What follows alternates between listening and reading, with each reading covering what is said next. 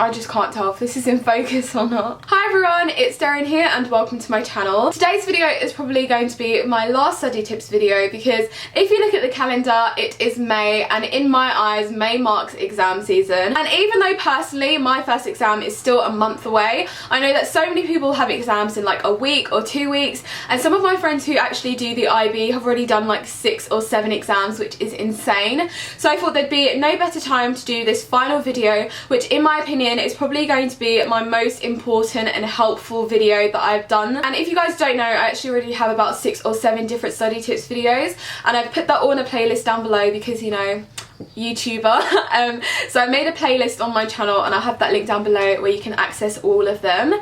But today's video is going to be slightly different from those videos because I'm going to be doing a step-by-step study method routine thing that you guys can apply to your own revision, which will basically just try and help you get those top grades. Because when I realised that May was basically here, I essentially made myself a revision plan, and when I wrote down the things that I want to do before I start my exams, it basically came to my realisation that what I'd written down was actually stuff that I had been doing when I did my GCSEs and like my AS levels, and it was actually the subjects which I got A stars in at GCSE and the ones which I got A's in at AS, which I definitely used this routine for without me even knowing. So when I realised that this is basically like my foolproof revision plan that I know really worked for me, I knew that I definitely wanted to share it with you guys, which is what I'm going to be doing in today's video. So if you guys are looking forward to this, then make sure to give this video a thumbs up because you guys know that I love thumbs up. But without further ado, let's just go ahead and get started with this step-by-step method that will guarantee you A stars and A's. Or I hope it does. Okay, so the first step of this method is to basically make sure you have a full set of notes. Now, I know that some courses are really long, and so I know it's really difficult for some people to make a full set of notes, but honestly, you will thank yourselves so much if you have a full set of notes in an organised folder that you can refer to at any point. If for some of you guys who have exams like next week and making a full set of notes is really unrealistic, then I recommend like printing off some notes, or basically just making sure you have something which has your entire specification covered from start to finish. You will thank yourself so much for having a full set of notes, because if you're literally panicking like the day before your exam or the morning of your exam and you're like, oh my gosh, what is this equation, or like what is this topic, you can easily find that specific topic super easy and super quickly by having an organised folder with like a contents page at the start so that you know exactly where everything is and how you can refer to it really quickly. And if you're watching this now like, oh my gosh, I literally don't have a folder, I don't have a complete set of notes, then I really do encourage that you just make those notes as quickly as possible. I literally made my entire A-level economics notes in 2 days. It sounds crazy, but if you really want to do something, I feel like you can definitely do it, especially if you're on study leave right now, for example. You definitely can do that, and it's just such a good way to go over everything and make sure you have everything covered, and I promise like you'll thank yourselves for it later. And so if you are watching this video like, what are you on about, I've already made my notes, then like high five, like high five. If you've already made your notes, then basically just ignore everything I've said in step 1 and let's just get started with step number 2. Step number 2 is to annotate your notes with other sources. So if you've already made your notes, maybe you made it from like your example textbook or like a CGP textbook, now what you want to do is take those notes and get another textbook or another revision guide and basically flick through it whilst you flick through your notes and see if there's anything missing that maybe isn't in your notes but is in the other textbook that you're using. And the more resources and textbooks you have, the better. And obviously it's really unrealistic to go out and buy like 3 different textbooks, but come on guys, we're in 2017, we have the internet, so if you don't have that many revision guides or you don't want to go out and buy some revision guides, then I recommend going onto Google, typing in whatever topic that you're learning, for example photosynthesis A-level or like the carbon cycle GCSE, and basically just go on all of the websites that come up and see if there's anything missing in your notes. I feel like this is just such a helpful way of revising and learning so much new information. And another thing that I noticed from doing this is that if you don't understand something in one textbook because the wording was really complicated or like just unnecessarily like long, then when you refer to another textbook you might actually find out that they've worded it in a slightly easier way for you to remember, or it's just a lot clearer, or maybe there's like different diagrams. And so I feel like when you cross-reference your notes with a ton of different resources, you're going to understand the topic so much better and so much clearer. And so I really do recommend this tip. It's just so helpful. Okay, so moving on to tip number 3. Now that you've made your notes, it's time to do past paper questions. Past paper questions are so important. It's not even a joke. Like, I genuinely don't believe it's possible to get top marks in an exam without doing past papers, because what you learn in your textbook and what you do in the exam are very, very different. A lot of exam questions nowadays are about application and like data. So without good exposure to exam questions, it's virtually impossible to get really good grades.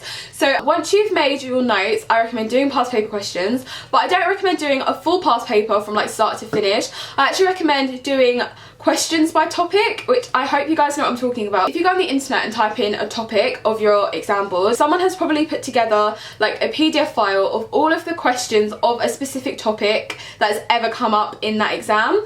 So for example, with biology, I always use, I feel like her name is Mrs. Miller, but if I type in like photosynthesis, questions by topic, OCR A2 biology, I usually am able to access a file which has every single question on photosynthesis that has ever come up on my OCR specification.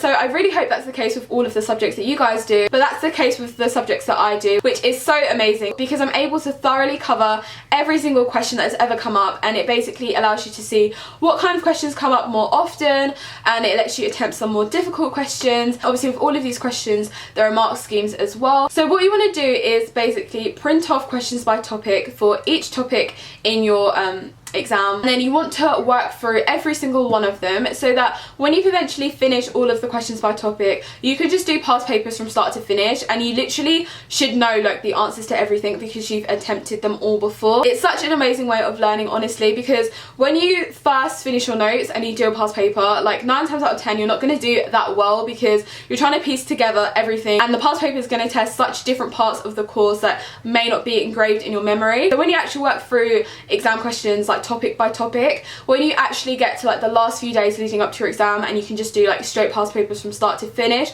your grades are going to be so good, not because you've memorized the mark scheme or anything, but because you've thoroughly worked through a topic to the point where it's literally just engraved in your memory. You can look at a question and know exactly what they want, and it will just make a lot more sense to you. So I really do recommend doing questions by topic before jumping straight in to full past papers. I feel like it just really works for me, and it helps to consolidate all of your knowledge before going into a full exam conditioned past paper. If you do essay subjects, I recommend doing essay plans. So for economics, for example, if there's a 25 marker on externalities, rather than me like do the actual full 25 marker because long, I'll actually just do an essay plan, and then obviously when you look at a mark scheme, it will help highlight what things actually get the marks and what to include in your essay. Moving on to tip number 4, once you've worked through all of the questions by topic for your subject, it's now time to basically consolidate everything that you've learned from this revision process. So I recommend doing this by getting out a flashcard. I love flashcards. I get loads of colourful ones from Ryman's, I believe. But yeah, flashcards are amazing. And then what you want to do is open up your folder, which should now have a full set of notes as well as all of the past papers you've done. Take a flashcard and work through your folder topic by topic and basically consolidate everything that is there in front of you and make flashcards of like the most important things, the things in the mark scheme that are going to get you those marks, and basically everything that you really need to know for those exams. Making flashcards is such a great thing to do because again, you're writing down things which is going to help like retain it in your memory, but also because they're so small and simple, you can bring them with you wherever you are, and before an exam it's so great to just flick through them rather than bring like your massive folder with all of those notes. And so I feel like doing this is just like the perfect last thing to do as a part of your revision and will just help everything stick. And then once you've made your flashcards, of course, you just want to learn them like off by your heart, off your heart. I don't know the phrase, what the hell? Let me Google this. What? Off your heart? Off by heart. Oh, that's it, off by heart. Okay, so once you've made your flashcards, you want to then learn them off by heart so that it's in your memory. It's just like, you've got this basically. So your flashcards, definitely recommend them, they're amazing. So then, moving on to tip number 5 is timed past papers under exam conditions, no phone, pure silence, stopwatch, all of that jazz. This is just like the best way to prepare yourself for what you're actually going to expect on exams day, because you'll know how to allocate your time, how much time you have, all of that stuff. I know that doing past papers under exam conditions can be the most boring thing ever, but it's just so helpful to do, honestly. It will help to see like how well you are doing things under pressure and how well you can perform like without any distractions. Then obviously once you've done those exam papers, you want to mark it. And I know that so many people actually don't like to mark their own work because they feel like they're going to be over generous and all of that stuff. But I think marking your own work is so important because obviously when you go through that mark scheme, you're going to see all of the different things that gets awarded marks, and so obviously that's just going to help improve your own knowledge and your own learning. So I really do recommend marking it yourself. Obviously be as harsh as possible because at the end of the day, if you mark like generously, the only person you're fooling is yourself. So yeah, mark as harsh as possible and pay a lot of attention to your mark schemes because at the end of the day your mark schemes are exactly what your examiners want and are looking for. So if you can remember certain phrases from there or like how they word things, then basically just memorize that because those are going to get you the marks when it comes to exam day. And also pay attention to the things which they reject because they're often mistakes that you might make yourself. So pay a lot of attention to that to ensure that you're not making any of those mistakes when it comes to exam day. And that essentially concludes my 5 step-by-step method on how you can get those A stars and A's and 8s and 9s and ace your exams. So that is the end of today's video, and I really hope that you guys enjoyed it. I really hope that I was as clear as possible making this video. I felt like I rambled so much, so hopefully this video isn't going to be too long. If you did enjoy this video, then of course I'd love if you could hit the thumbs up button and let me know in the comments down below. If you were a new viewer today and you did enjoy this video, then I'd love if you could hit the subscribe button down below as well. We're so close to 16,000 subscribers, which is insane. I love you guys so much, honestly, you have no idea. Like I mentioned before, I have a study tips series on my channel down below with all of my study and revision tips videos, as well as my GCSE results day and my AS results day. So if you guys want to see what grades I got, then you can check that out down below. And finally, before I end this video, I remembered that I haven't actually spoken about this on my channel yet, but I actually hosted a web series for BBC Bitesize, showing a bunch more exam and study tips videos, and I did it with another YouTuber named Jack, who is like amazing. I'm so happy that we met through this whole like project because he's just amazing. And obviously he has a YouTube channel, I'll have it linked down below, and he also has a blog which is like so good, Jack. Jack and I actually filmed a series for BBC Bitesize called Exam Essentials, which recently just launched, so I'll have that link down below in the description box. But alternatively, you can access the series on the BBC Bitesize app, which is insane, like what the hell. Yes, that recently launched, and the videos are targeted for GCSE students, and they're basically a bunch of different exam tips, revision tips, study tips, so you guys should definitely check that out. We put so much work into it, and we basically did it for you guys. So we really hope that you guys check it out, and just love you guys so much, so much. That is all for today. Don't forget to subscribe and like this video, and I'll see you guys in my next video. Bye!